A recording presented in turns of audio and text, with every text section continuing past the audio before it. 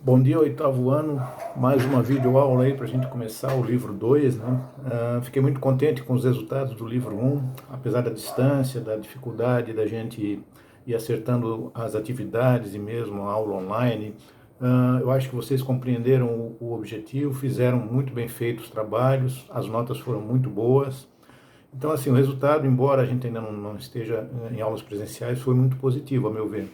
Vamos continuar no mesmo processo. A única diferença para essa videoaula em relação à que eu fiz anteriormente é que eu vou fazer uma videoaula tutorial. Eu vou passar por cada capítulo, eu não vou fazer os 3 capítulos, começa 4, 5, 6 na apostila. Eu vou trabalhar o 4 hoje. Tutorial porque, assim, eu vou passar pelos principais pontos, já vou explicar para vocês, dentro desses pontos, as atividades que estão sendo pedidas, já dando algumas dicas, né? E depois o que for excluído, que eu não pedi na atividade, no material de apoio do Unimes, eu coloco para vocês, páginas das atividades, essa aqui precisa, essa aqui não precisa, para selecionar o que é mais importante.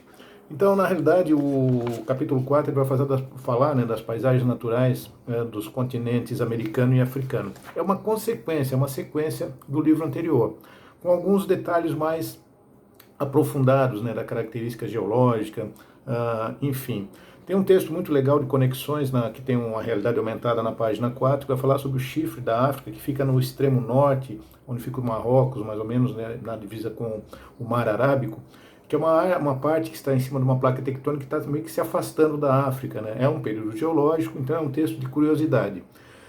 Depois nós vamos ter o relevo e a geografia do continente americano. É bem interessante entender esse tema a partir da leitura dos mapas. Os exercícios estão vinculados aos mapas, né? Nós temos a América do Norte, a América Central e a América do Sul. Nesse caso, vai aparecer no mapa, na página 5, a América do Sul, uma parte da América do Norte, e nós temos um istmo. O istmo é uma faixa de terra estreita que liga as duas Américas, onde fica, por exemplo, a Guatemala, Honduras, El Salvador, né? O Canal do Panamá também. Então, uma pequena faixa de terra que liga a América do Norte, que vai do México, Estados Unidos e Canadá, para a América do Sul nós estamos, né? Os nossos países vizinhos. A partir desse mapa aqui da página 5, que ele está falando sobre o Istmo e tal, América, nós temos também a América Insular, né, que é o Caribe, né, são as ilhas que ficam perto da América Central, mas que estão em alto mar, no oceano. O texto vai falar um pouquinho sobre isso e é bem legal de entender. Passa pelas cordilheiras, né, as principais cordilheiras das Américas, né, nós vamos ter a Cordilheira dos Andes aqui na América do Sul, uma cadeia de montanhas altíssimas, e também as montanhas rochosas na América do Norte, né? E algumas outras assim menores que a gente pode encontrar entre a América do Norte e o México, né? Um território mexicano que seria a Sierra Madre Oriental. O texto ali da página 6 está explicando um pouquinho com isso, inclusive mostrando as fotos, né? Então eu posso ler o texto e olhar as fotos. Eles são autoexplicativos, né? Depois vai aparecer na página 7 as principais bacias hidrográficas da América, observar aqui da ligação da América com o Oceano Atlântico e Pacífico, né? Então tem a bacia do Rio Amazonas, do Rio Colorado nos Estados Unidos, o mapa está mostrando isso, né? A bacia do Rio Grande aqui também no sul da América do Sul, na divisa do Rio Grande do Sul com a Argentina, e particularmente com o Uruguai também. A página 7 é mais uma análise de mapa com os textos explicando, né? A Floresta da Tijuca. Então ele vai fazendo umas analogias com diversas paisagens parecidas que tem desde a América do Norte até a América do Sul, passando pela América Central.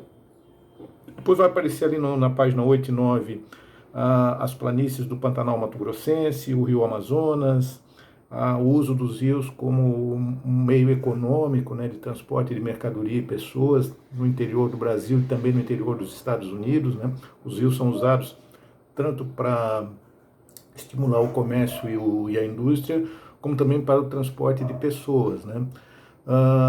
O Rio Uruguai vai aparecer como importante rio, a Bacia Platina, né, para geração de energia elétrica, ali na página 9. E logo em seguida começa o relevo e hidrografia do continente africano, que nós vamos observar que tem uma espécie de planaltos na sua maioria, planícies costeiras perto dos rios, Rio Congo, por exemplo, Rio Níger, Rio Nilo, e nos oceanos Atlântico e Pacífico. Começa o relevo e geografia na página 9 do continente africano e vai continuando, né? Vai mostrar ali a ponte sobre o Rio Nilo no Cairo, os animais que estão numa área central para baixo da África, que é a África subsaariana, que é uma África mais quente, hostil, de clima difícil, de vegetação rasteira, das savanas, né, que nós vemos aqui perto do Pantanal. Então, é para perceber que as características do relevo e da natureza dos dois continentes, América e África, têm suas particularidades, mas também têm suas semelhanças. Depois vai aparecer no Olhar Geográfico, já como primeira atividade que vocês vão fazer, deixa eu ver se tinha uma outra que eu não passei. A primeira atividade que seria uma análise de um mapa não, de uma foto de satélite da África, né? Então vai dizer assim, observe o mapa, e na página 11, né? A África na página 9, o norte e o sul do continente, a extensão de uma área praticamente sem a presença de rios. Essa área sem a presença de rios são áreas dos grandes desertos do Saara e do Kalahari. Então, a própria imagem já está dando a resposta para vocês na página 11, é bem tranquilo de fazer. Na página 12 também tem é mais um exercício de tarefa, que eu vou pedir para vocês, que está dentro da situação de análise da América, as zonas climáticas da América e o tipo de vegetação. Aí vai perguntar qual é a vegetação de coníferas, costuma ocorrer em qual área, que tipo de clima. Conífera a gente sabe que é no clima frio, né? Então dá para identificar pelo próprio mapa. Então na página 12, é um exercício de tarefa, vocês vão achar as respostas pelas legendas do mapa, que vocês já aprenderam a fazer, a desenvolver e assim por diante. Logo em seguida, começa uma análise dos domínios polares e frios, né, que estão mais ligados aos extremos das Américas, né? América do Norte, no caso lá, no Canadá, no Alasca, que pertence aos Estados Unidos, que são os domínios polares e frios das coníferas, das tundras, uma vegetação rasteira, em que a neve ela se predispõe a estar praticamente o ano todo, né? Pequenos períodos de verão, onde a neve derrete. Então vai aparecer os parques nacionais, que são áreas de preservação ambiental permanente. Nesse sentido, os canais pagos Discovery e National aparecem muitos programas, o Alasca Selvagem, né? A vida no gelo, que mostra esses ambientes, né? Essas paisagens, de uma maneira como documental. Provavelmente eu vou mandar alguma coisa para vocês também como vídeo, né? Depois vem os domínios tropicais, né? Os domínios tropicais são as áreas da América que estão próximo aos trópicos de Câncer e Capricórnio, né?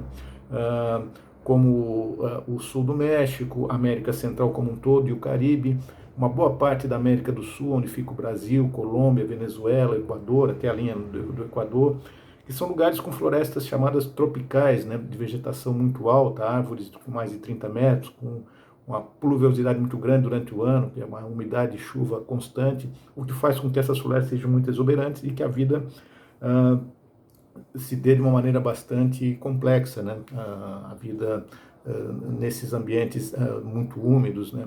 E aí vai embora, passa depois pelo clima na página 15 de vegetação da África, e nós vamos observar que na África nós temos um clima equatorial e tropical muito constante, desértico também, e o tipo da vegetação vai oscilar entre florestas tropicais, savanas, pradarias, né, que são vegetações rasteiras parecidas com os pampas gaúchos. Então, o clima e a vegetação da África, sazonalmente é muito parecido com o da América Central e do Sul, uma parte dela, que vocês vão poder perceber através do mapa e das perguntas. Já na página 15 tem também um exercício cartografar, né? Se fizesse uma viagem da linha do Equador, aproximadamente, por quais climas se passaria. É só olhar o mapa e ver os tipos de clima entre o que o autor está propondo, uma espécie de viagem, até onde vocês vão chegar conforme o exercício pede. Então é um exercício autoexplicativo, que é muito fácil de fazer. Passando da página 15, aí começam os tipos de clima e regiões de vegetação mediterrânea, que tem uma relação com a transição da Europa para a África do Norte, os domínios desérticos e semidesérticos, né, do Marrocos, né, a parte do deserto do Saara, o Sahel, que é um domínio, o Sahel caiu no simulado do ano passado, que é uma espécie de transição, uma fronteira que vai do clima semiárido ao deserto do Saara. É como se eu tivesse uma transição, saindo de uma área de vegetação abundante para uma área desértica. É o que vai aparecer no domínio do semiárido do Sahel, que tem a ver com o norte da África, né? Na divisa com a Ásia, no caso.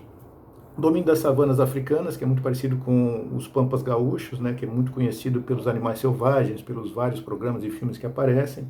Isso já na página 17. Depois na 18 já não é tarefa, mas vai aparecer a questão dos recursos hídricos, tanto na África como na América do Sul, a falta de chuva, o desequilíbrio ambiental e o próprio mudança climática, que chuva em excesso em algum lugar, falta de recursos hídricos em outros. Vai aparecer o caso de São Paulo, que ficou em 2015 quase com racionamento de água praticamente, a Las Vegas, a Cidade do Cabo na África. Vamos dar alguns exemplos da questão de organização dos recursos hídricos, né? Como a água está sendo trabalhada em lugares que tinham em abundância e agora estão com defasagem. O capítulo 4 ele acaba com as empresas privadas na gestão de água e esgoto, que é uma espécie de parceria com o poder público, com os governos, que é um texto muito legal de ler também. Fechou o capítulo 4, oitavo ano. Não tem nada de anormal nele, é fácil de fazer. As tarefas são autoexplicativas, que são baseadas em textos e em mapas. Tenha uma boa semana e o capítulo 5 eu monto uma outra videoaula na sequência. Uma boa semana para todos.